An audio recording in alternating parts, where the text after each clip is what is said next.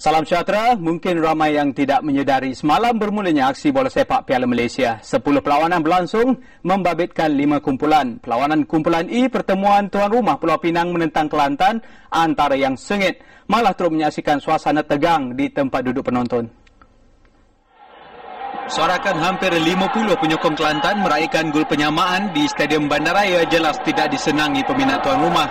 Penyokong kedua-dua pasukan kelihatan mula mencabar satu sama lain.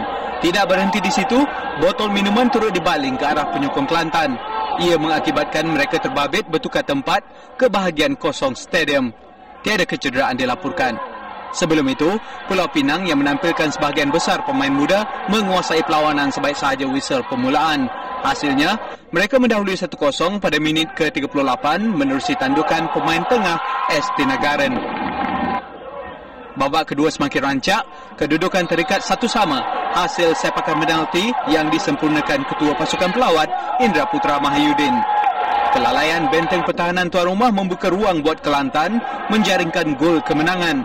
Ia susulan pergerakan pemain gantian Cik Syamuddin Hassan sebelum disudahkan Khalid Jambus. Malang berterusan buat Pulau Pinang, ketua pasukan V. Jagannathan dibuang padang 2 minit sebelum perlawanan tamat selepas menolak pengadil. Jagannathan tidak berpuas hati, pengadil enggan menghadiahkan sepakan penalti setelah mendakwa bola terkena tangan pemain Kelantan.